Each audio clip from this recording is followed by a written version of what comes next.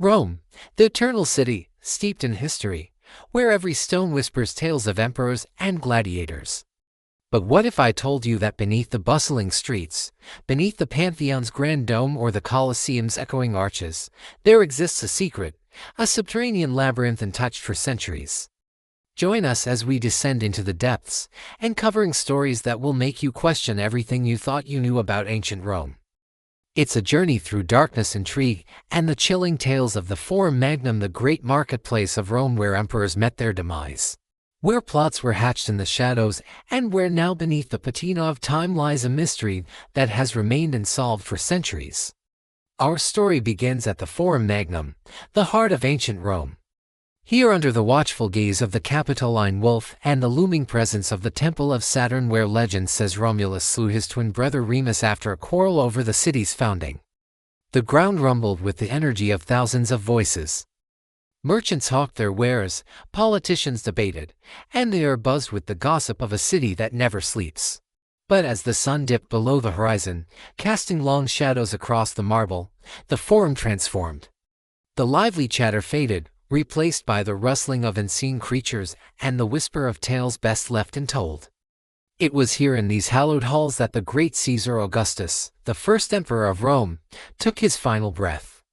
His death, shrouded in mystery, has echoed through the ages, leaving historians to piece together the truth from fragmented accounts and silent stones. Now, beneath the very spot where he breathed his last, there stirs a secret so profound it could rewrite the annals of Rome.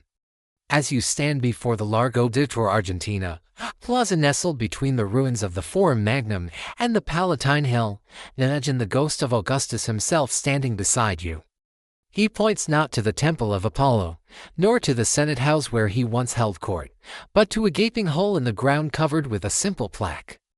This is the Catacombs of San Callistus, the Catacombs of St. Callistus. And beneath its unassuming facade lies a labyrinth of tunnels, each turn revealing a new layer of intrigue, and each chamber holding secrets that could shake the foundations of Roman history. Our descent into the catacombs begins with a single step into darkness. With every footfall, the weight of centuries seems to press down. They are growing colder, thicker, heavy with the scent of ages past. The flickering light of our lamps dances across the walls adorned with faded frescoes, each brushstroke a whisper of stories long gone. Here, amidst the soft murmurs of our tour guide, the silence of the catacombs speaks volumes. The intricate artwork, the design of the burial chambers, and the very layout of this underground labyrinth hint at a society far more complex than ancient Rome would have us believe. Emerging into a vast chamber, we find ourselves surrounded by the silent witnesses of a bygone era, thousands of niches, each one a resting place for the departed souls. Some are adorned with marble sarcophagi, while others hold the humbler clay urns. Among them, one niche stands apart, marked with a simple cross bearing the name Callistus. This was the man who gave his name to these catacombs, a 3rd-century Roman martyr whose blood stained the very soil of the underground city. But as we move deeper into the catacombs, the frescoes on the walls capture our attention. They depict not only scenes from the Bible, but also glimpses into the daily life of Roman citizens. Farmers tending their fields, merchants at their stalls, families gathered around their dinner tables. These paintings humanize the inhabitants of ancient Rome, reminding us that behind the legends and myths, they were real people with hopes, dreams, and fears just like us. Then we come across a room unlike any I've seen before, the Cubiculum, a small chamber with 4 walls, each adorned with a different fresco, forming a kind of moving picture show. When you stand in the center and rotate, the scenes around you shift, creating an illusion of movement. It is a testament to the artistic skill of the Romans and a reminder of the sophistication of the culture that thrived in this underground city. And then the guide beckons us forward, his voice hushed with awe. He leads us to a section of the wall where a series of levers and pulleys have been ingeniously concealed. When activated, these devices caused a trapdoor in the ceiling to open, allowing fresh air to circulate throughout the catacombs. This discovery, a marvel of Roman engineering, highlights the ingenuity and resourcefulness of those who lived and died in the underground city. But it's not just the physical structures that captivate us. The catacombs themselves are a treasure trove of artifacts, each one a piece of a shattered mosaic, each fragment offering a glimpse into the lives of those who called this underground city home. We examine a collection of coins, each bearing the image of a long-forgotten emperor. There's a silver denarius with the profile of Nero, the infamous ruler whose excesses plunged Rome into chaos, and the bronze sestertius depicting the stern visage of Septimius Severus, a warrior emperor who expanded Rome's borders through conquest. There are also pieces of pottery, some displaying scenes from Roman mythology, others showcasing the everyday objects used in the homes of ancient Romans. But perhaps the most haunting artifacts are the bones, fragments of skeletons that lay scattered across the chambers. They serve as a stark reminder of the fragility of life and the relentless passage of time. Yet it's not just the artifacts and structures that make the catacombs so fascinating. It's the stories they tell, the lives they preserve. For example, there's the story of the gladiator, whose broken sword lay discarded in one of the chambers, a silent testament to a brutal profession. Or the tale of the young mother who buried her child in a shallow grave, a poignant reminder of the universal love between a parent and a child. And then there's the mystery that surrounds the very purpose of the catacombs themselves.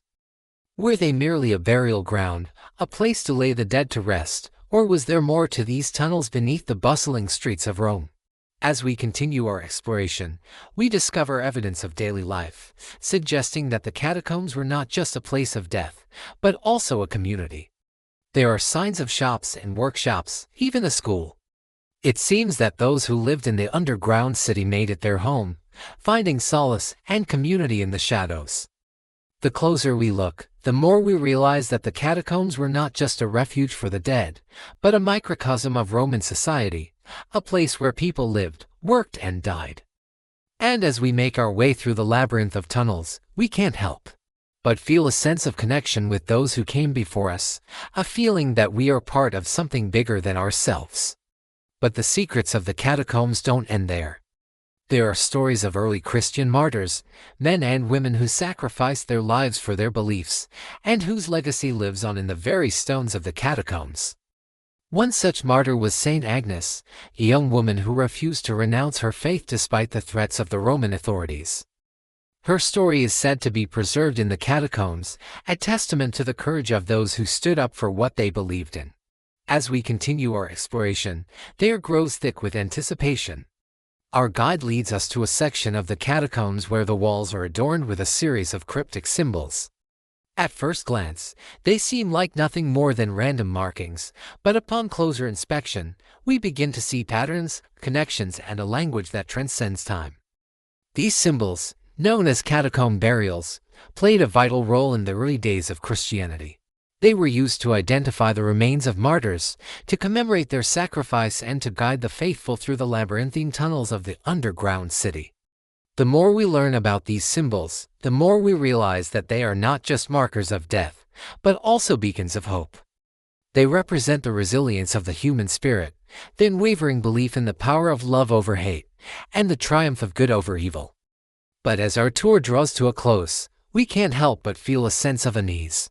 The catacombs, with their dark tunnels and haunting artifacts, serve as a reminder of the fragility of life and the inevitability of death. Yet there's a strange comfort in knowing that we are not alone in our struggles. The spirits of those who lived and died in the underground city are with us, sharing their stories and reminding us that we are all connected by the threads of humanity. As we make our way back to the surface, blinking against the bright sunlight, we carry with us the memories of those we've met in the catacombs. Their stories will stay with us long after the echoes of our footsteps have faded away. The catacombs of Rome are more than just a historical site.